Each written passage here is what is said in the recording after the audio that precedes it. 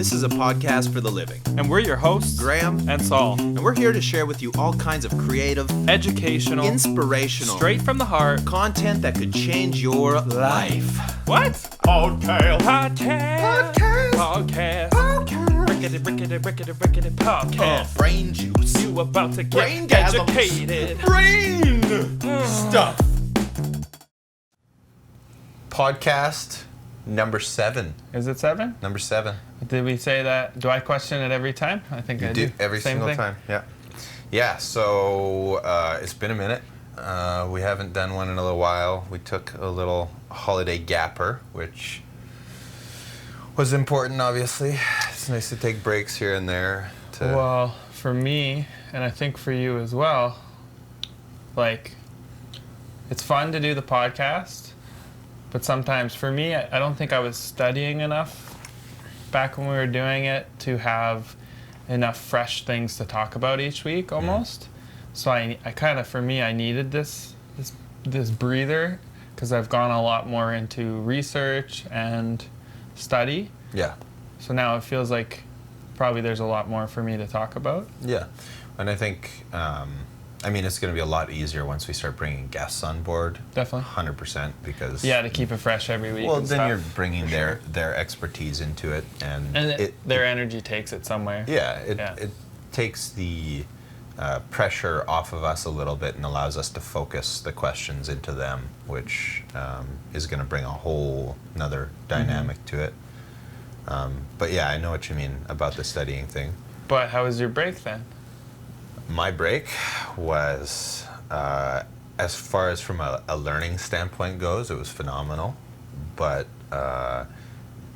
like financially and monetarily, which is interesting because that's kind of what we want to delve into in this episode, is it was very erratic and challenging, extremely, between the taxes and the CRA, and then the business, my business having troubles at the mall, and the challenges of COVID and all the things that are going on. It was very So monetarily, not so good, but spiritually incredible. Pretty good. So, feeling like all parts of my being want to master this financial part of my life, but then that is completely blocked. But the spiritual side is like, no, if you want to grow, you're growing here. Yeah. So fucking drop money, or you're gonna be shit out of luck, basically. So yeah. Yeah. And what about yours? Really spacey. Spacey. Yeah. I would call it that. I have this tendency, like when we were younger, or when I was younger, that's what I did, was I was pretty spacey. Like, I wasn't that attached to school, and so I would kind of detach. The thing that was keeping me attached was the people, of course. But then after high school, that's when I got real spacey, because you start to kind of detach from some friends, and you see that more and more. And then, yeah, it allows you to go spacey. In Vancouver, I was very spacey. When I moved back to Saskatoon, I started to become very community-oriented. When you were doing the sound work, Yeah, it got me out of my shell. It got me in a public space. What I loved was it got me around the same people or similar people, a community of people, long enough that I actually got to know them. And I actually got to the point where it's no longer awkward. Like in the beginning, it might be a little awkward getting to know people. But then after you're around them for 2 years, it's like, well, I know you for 2 years. Yeah, you stop caring. Yeah. Yeah. So that was really cool. But then when COVID happened, it allowed the spaciness to come back. And this last break from the last time we podcasted till now, including New Year's and blah, blah, blah, has been probably the most spacey, in good ways and bad ways. Yeah. Yeah. But then it feels like, I don't know, for me anyway, it feels like, because I can relate entirely, it feels like I was avoiding everything. And then all of a sudden, now for some reason, it's like grounding back into reality, feeling compelled to start posting again and getting back to the podcast and doing the things that we were doing prior to this spaced out gap. So maybe everyone was feeling... I'm sure everybody was. I would love to know from you guys how you were feeling over the time. because it's fascinating how we kind of ebb and flow as one big spaceship. The whole planet kind of goes through the same things. Yes. And you could look at it from so many different perspectives. Yes, there's now, forever there's been the spiritual aspect of that, of people just saying intuitively that everybody's connected, but now there's actually some science coming out that's proving it. All kinds of science proving it now. Yeah, and yeah, so it's definitely interesting to see how we all ebb and flow as a species on this planet, and just watch the people around me. I've been trying to stay off of social medias kind of for the last while, but I'm feeling drawn back to it based on that needing pressure in my life. Yeah, I think we had a plan, but I think the plan has gone to shit. So we'll just let it go, because I think something interesting happened a few weeks ago, where we watched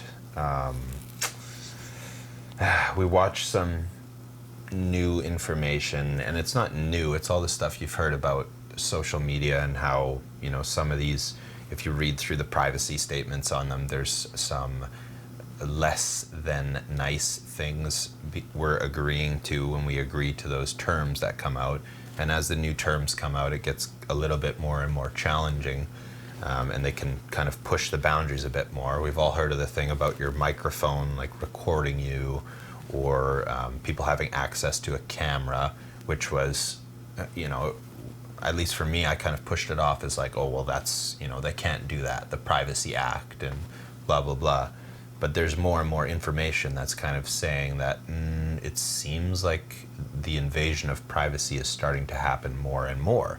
There's more of that happening. So I know for me, that was I was being pushed away, because I was like, well, I need to delete everything, because if this is the way it's going, I don't want to share.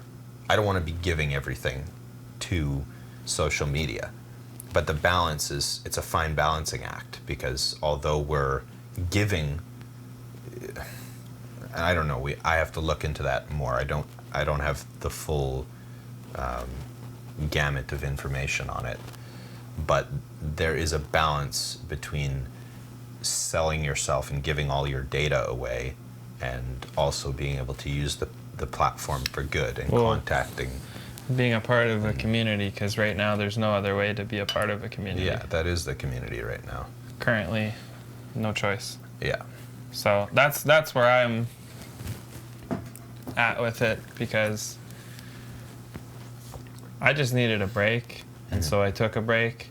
But part of that is my ability to do things in extremes. And so I took an extreme break. Yeah. And extreme separation. It was like, oh, I'm not around people, I'm not in the community, well, let me completely detach. And I did. And part of that was good for me. And then there's also a part of it that's like not as nice, because when I'm on my walks down by the river lately, and I run into somebody, we were on the walk, and we ran into a friend the other day, and it's just like every time I run into those people who I was connected with in the past, it's this reminder of what this community does for me, which is kind of puts this little pressure on me, because I tend to feel responsible when I'm around them, because we're affecting each other's energy. So it's like, if I'm going to be around them, I feel like I need to be cultivating good energy versus not bad energy. So it's this pressure on me. And when I pull away from the community, that pressure goes away. And so it's... So the people are encouraging you to be a better version of yourself. 100%. Yeah. 100%. That's why I became a better person, through being in the sound industry and being around people, period. Yeah. It's interesting that, you just don't feel that same... It's not like you feel like being a better person to comment on other people's stuff, right? Oh, I have to get uplifted this morning so that I can leave a nice comment on somebody's page. Like, no, I don't. Only if I'm going to come in contact with another human do I need to, or do I want to feel uplifting to bring that person up. Interestingly enough, when I was in my most like loving gratitude form, I could feel how I would comment on people's stuff, and I felt drawn to comment on people's stuff, and I could feel it like coming together in this way. It's as if when I commented, I sent them a blast of this love, and it was just like so compacted. Yeah, I know what you mean. But then you're kind of like channeling this thing and like firing off this love ball through a message to people. Which, hey, that's an interesting practice. I wish more people would do that.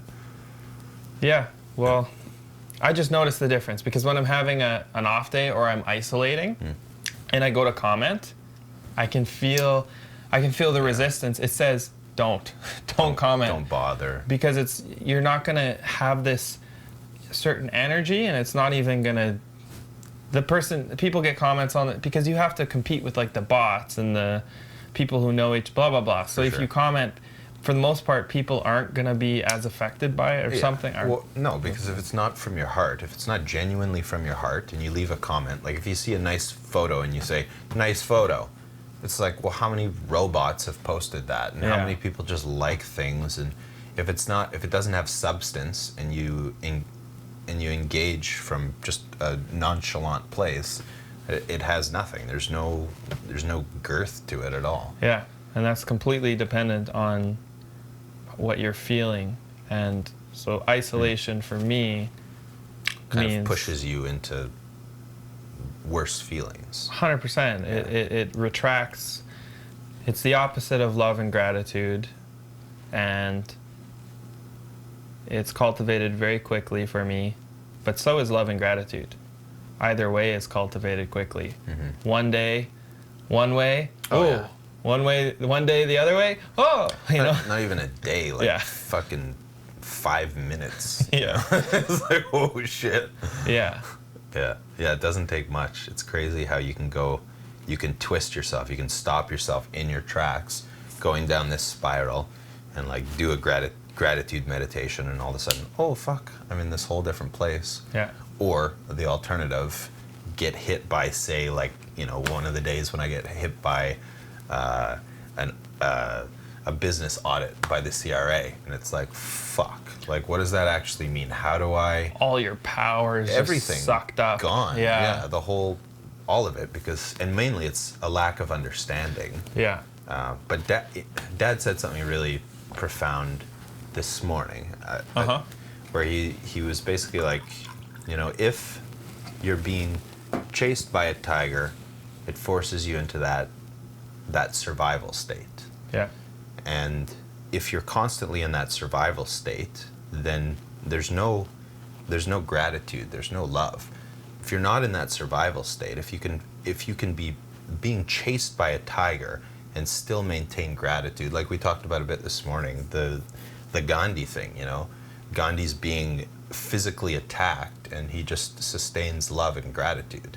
If you can learn to do that, you master the universe. You all of a sudden are, and it's funny because those people who become popular, all of a sudden the trolls that are out there start attacking them, and you're trying to bring them down. And so it actually, in a way, trains you to sustain this love and gratitude in spite of being attacked from many directions. Yes, because they can't stand seeing somebody at another resonance. Like it's actually hard when you are a victim and the world has done these things, and so you don't realize that you have the power to change it. Then you're getting mad at these people who have anything else because you're like, I didn't have the opportunity. That's a subconscious thing that's going on. I didn't have the opportunity to feel the way you do, and I still don't. Raw. So that's where the trolling comes in, and it's like trying to bring them down to their level. Yeah. Which that sucks. It immensely sucks. But that's the way, and they need the love more than anything. And honestly, let me just say that's what this break has allowed or something.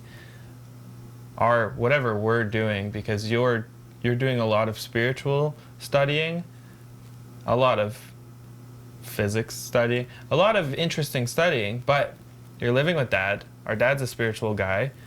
you're experiencing spirituality. I'm a spiritual guy. I'm experiencing spirituality, and it's as if it's like really enhancing, and it's helping me to get to more of a routine of spirituality, which I know that if I have routine with spirituality, there's some cool stuff that I can access, and we can access some crazy stuff through that. And just as simple as the love and gratitude. Now that does sound like, to someone out there, that sounds cheesy, but to that person out there, they need it more than anybody, because if it sounds cheesy, then they're not understanding it. But when you take, my favorite is the doctor who got people to... Oh, Yamoto. Yeah. The water guy? Yeah. Yeah. That's my favorite. Yeah. We should almost pull up a slide. I'll pull up a slide. Oh, I'm sure. Right now. If they haven't seen it. Oh, you can pull. Oh. I'm saying, I'll pull up the picture. Hopefully Okay. I can find it. And it's the one where it's like can. gratitude and then I hate you or something. Yeah. And it's like, so one is them thinking I hate you into the water, and one of them is thinking gratitude. And the gratitude is like this perfect, fractal, beautiful, geometric, beautiful thing. I believe he did a couple experiments. He did one where he studied it under a microscope with the same premise, and then another one where he froze them and then studied them under a microscope, and the crystalline structure of the water had literally changed its form entirely, in the same way that, like you do a cymatics experiment and you play an A or an A sharp or whatever, some distorted note, you get the just distorted geometric patterns, or you crank it to an A sharp or whatever harmonic tone and you get these perfect geometric patterns. Yeah.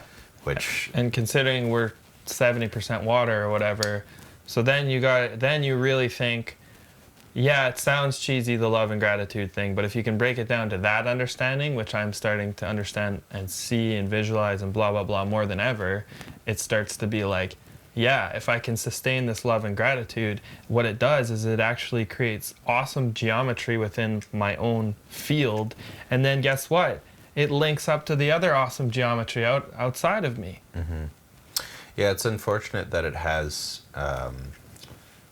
like cheesy connotations to it, and I've been on the other side of it, and for sure. Like when you're making jokes and stuff, it's great to make fun of. It's really nice to make fun of that.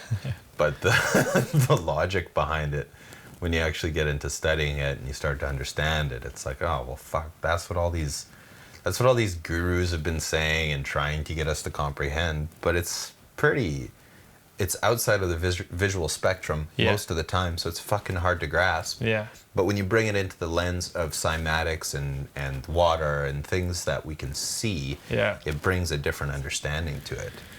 Yeah. It's like, I can't remember the name of the reader, but I bought this reader for $300, and it's an electromagnetic reader.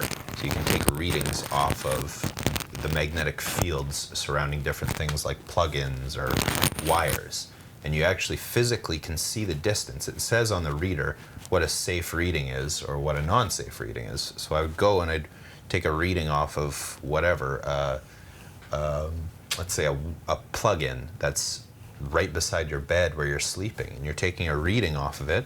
You're like, fuck, this thing is literally buzzing me all night. And you can there are readers that will take a reading off your body. It's a lot more advanced, and I'm pretty sure. Probably more expensive. Oh, not $300. Yeah. Very expensive. But the thing I found most interesting is if you do that same experiment and you take that reader and you say where the field was not safe, you put a plant beside that, all of a sudden the plant, just watch it over the next couple days, it'll start deteriorating even just on the side that the magnetic field is touching it. Yeah. So that's just talking about cells in general. I know. And the magnetic field of a cell and the morphic field of a cell, and I mean plants have the same cellular structure at an atomic level that we do. Not identical, not the same genetics, but the same type of concept. So That's a whole nother ball of wax, because there's so many things that we can't see, and that's exactly it. Things we can't see, therefore we can't comprehend unless you bring science into it. But then for some reason, like the science, there's been a lot of studies on a lot of these things, but then it doesn't cross over into the general public. Because it's hard to wrap your head around, man. You got to do a lot of studying. Even just the concept of an electromagnetic field on its own, unless you really paid attention in physics, why would you understand that? Yeah. Here's our timer. Yeah. So. Yeah. We should have a reoccurring thing here. Or something. Yeah. I mean, we can try and do the book recommendation thing. We can't figure out. Well, we have one idea, which is that we're going to have a time frame of discomfort. Of discomfort, and whatever that means. So like, we don't really know yet. Basically, people can submit ideas. Obviously, one of them is like, we'll go stand in the snow and have a bit of a conversation with our feet in the snow. Like, that's an easy one for us. Or like, or like that you say obviously. Well, obviously, that's, to me, that's the obvious one. And then like we'll do a, I don't know, freestyle one time.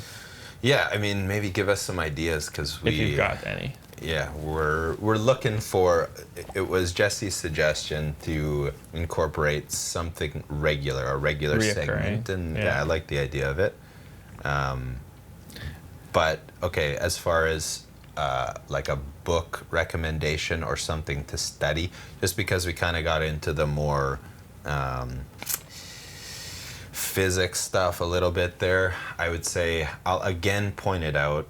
I think I talked about it maybe in the last episode, but Nassim Haramein right now has a free course. It's basically a university term through the Resonance Foundation. And if you have the patience, you may not.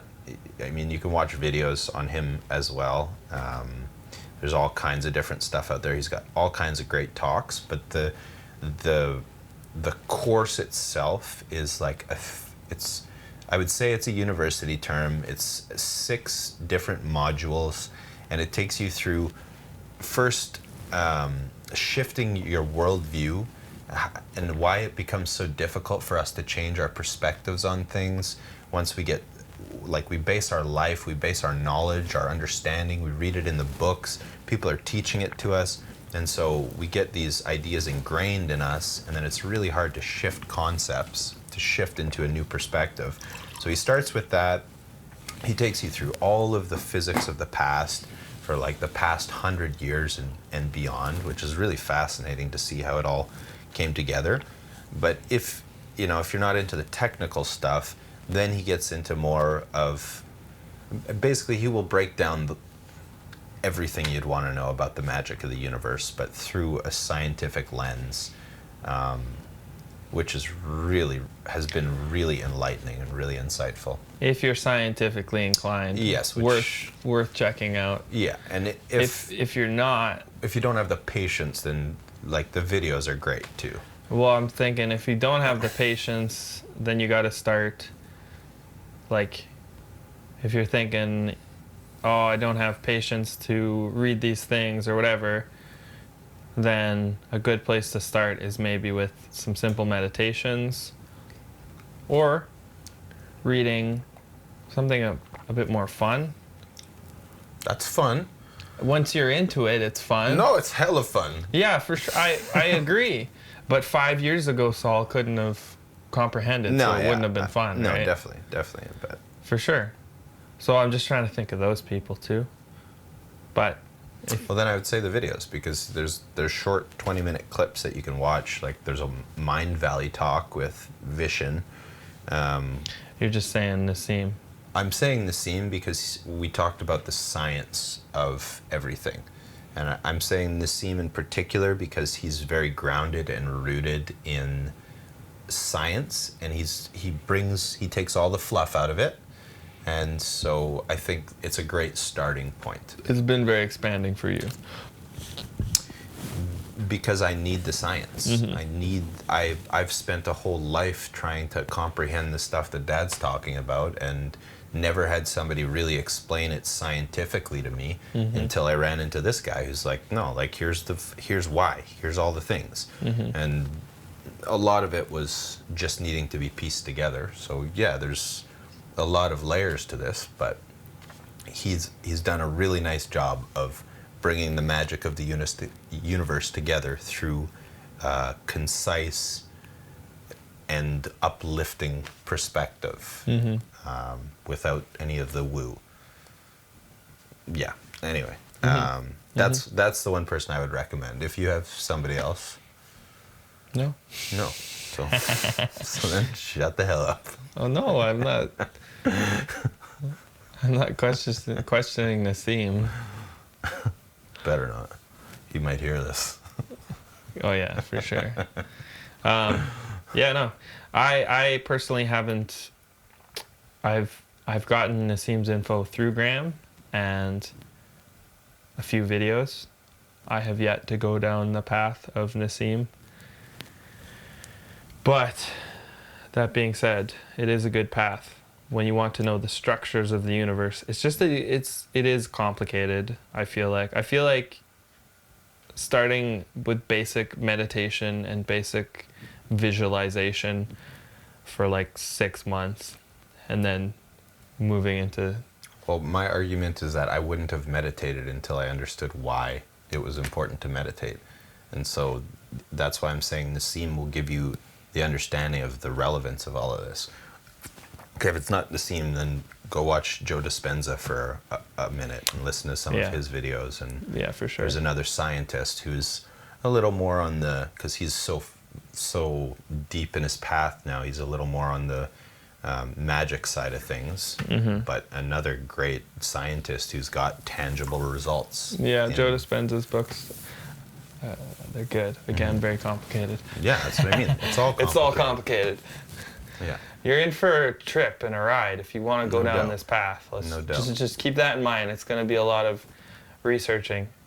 Like I've learned more outside of school than I ever did inside of school through all this kind of stuff. So yeah, seriously. It's definitely worth it. It's empowering. Yeah. Anyway, that was a pleasure. That's podcast number 7. For what? We're doing 8, 9, and then 10 we're bringing Dad on board. That's what we said. Yeah. So 2 more, and then we got our first guest, and then we'll be bringing guests on from that point on. That puts some pressure on us. It does. We may, there might be. For sure. The odd whatever in between there. There will be, for sure. And then the other thing is we're also shifting to every 2 weeks. We didn't say that the last time. Are we still? We're going to try to, I thought. Yeah, every 2 weeks, just because life tends to get busy and things happen, and it's a lot easier for us that way. So we both have a lot going on, and it takes a lot of energy to do this.